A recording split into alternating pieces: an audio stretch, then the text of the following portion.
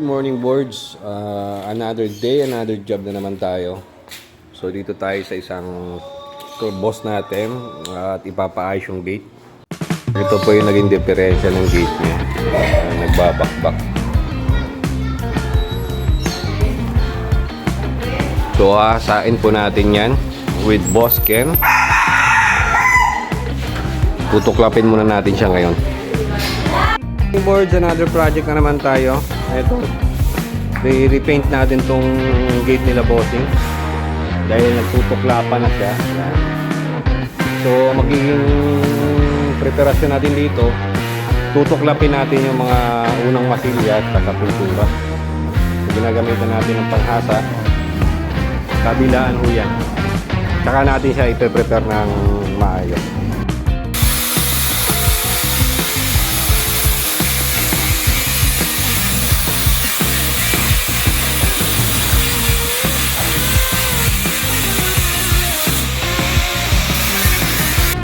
So, eto na yung materialis natin gagamitin. Yan.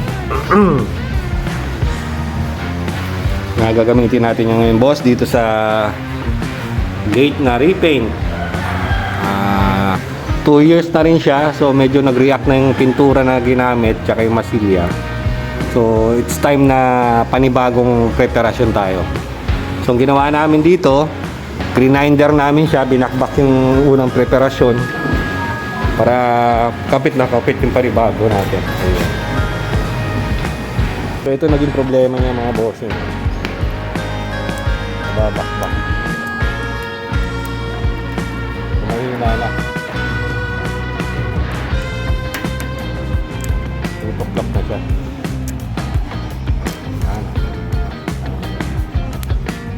Ito, na-trim na natin yan. Yung likod, siguro bukas na natin birahin. Christmas Day, holiday ngayon. So itong plate sa loob, okay na tayo. Yung labas na lang. Yan. May mga part siya na dali namin kahapon. So may naiwan pa ilang plate pa. So bukas na namin itutuloy ito. One day pahinga. Happy holiday sa inyong mga bossing.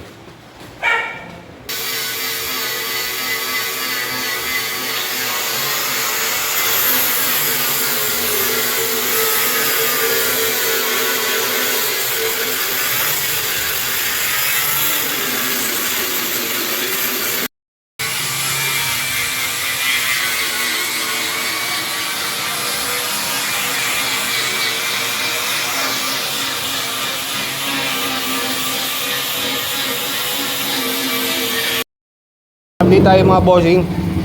So nakapag-primer na tayo, epoxy primer, tapos kasama na yung balot ni tropa. Patuyuin lang natin siya, tapos mamasilyahan na natin siya ng polytop.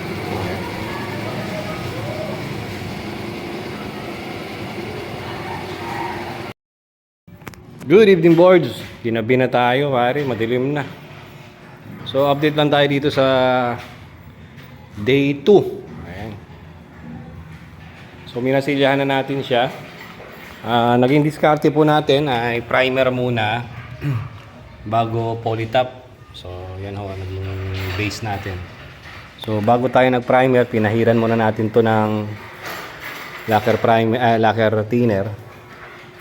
Tapos inisprayhan natin gamit ng compressor. So bukas, siguro isang patong pa to, tapos liha na. Okay, ito yung magiging kulay niya boss. May pagka silver gray. Okay. Another video na naman tayo. Painting works po tayo. Ito ngayon, minamasilya na yung labas. So ilang plate pa yung naiwan natin. Pero yung loob, isi-second coat na natin siya. Polytop pa rin ang gamit natin. Ito mga bossing. Ayan.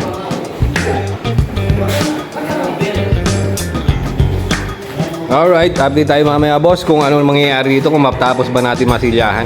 Thank you.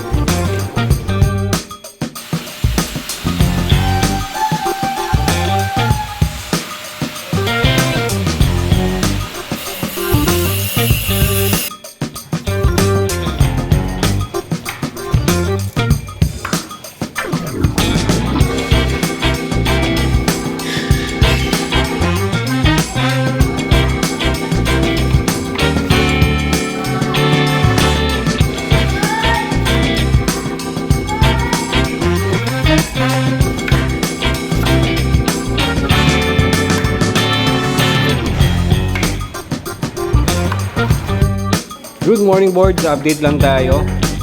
So ito, nakadalawang coating na tayo ng polytop. Medyo nasarado na natin siya ng kakaunti.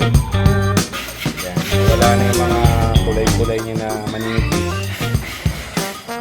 So ang susunod nito, patuyo na lang. Tapos liliyain natin siya ng may tubig. So ilang plate to? Isa, dalawa, tatlo, apat. Apat na plate. Yung tatlo nagawa na natin siya ng double coating. Ito na lang yung medyo manipis pa. So magkaiba sila ng kulay dahil ito unang mano pa lang. Ito pangalawa na. So ready na yung tatlo na yan para patuyuin natin. Tapos sunod yan liliyain na natin siya ng 100 na mayroong tubig. Tapos yung labas, isang mano pa lang, naka-prepare na rin yan. So inaantay lang natin matapos. Yan ay susunod natin ngayon na i-double coating. So talagang madugong lihan to. Okay.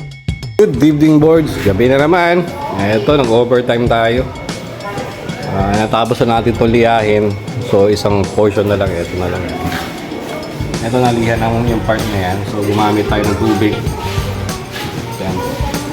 Mas malambot siya liyahin. So bukas, ito na lang.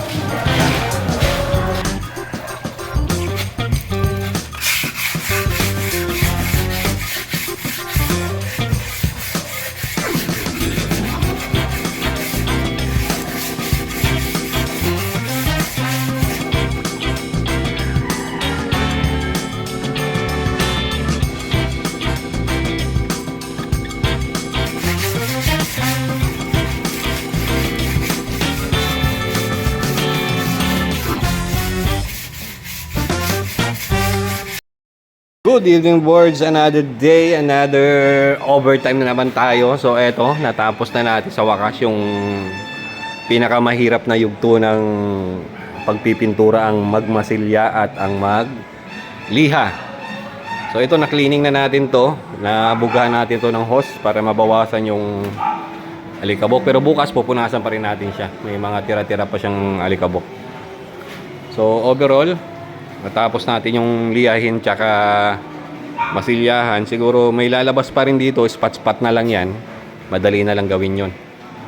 Okay, so dito muna natin, day 5. O bukas magpa-primer na tayo tapos magkukulay.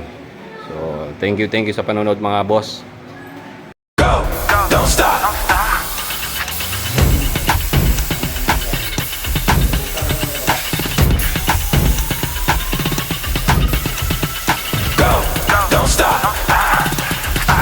Don't stop.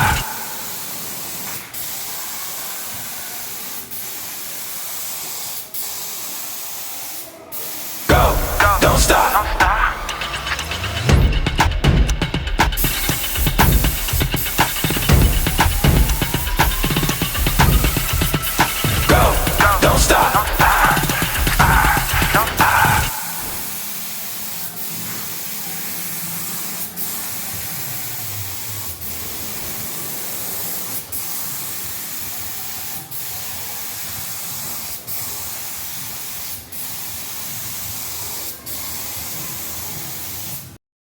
Update tayo board. So ito, nag-drain tayo pare. Yan mo laman ng compressor oh. So daliin po natin na mag-drain bago mag-finish. So na-primeran na natin to mga bossing. Ayan na. So may lumabas pa ng mga spot-spot. So ayan, ginawa natin yan. Tapos primer uli. Tapos buga na yan. Final na tayo bossing. So ito na itsura niya sa labas.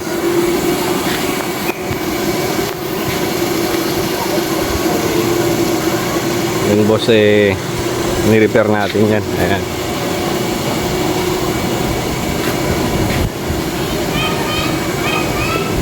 Okay.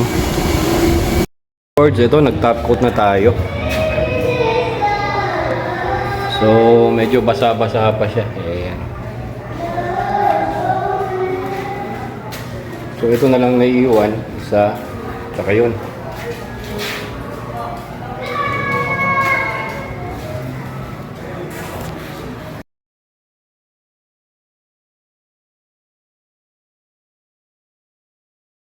Medyo mahaba yung video natin pero yun po yung naging proseso niya.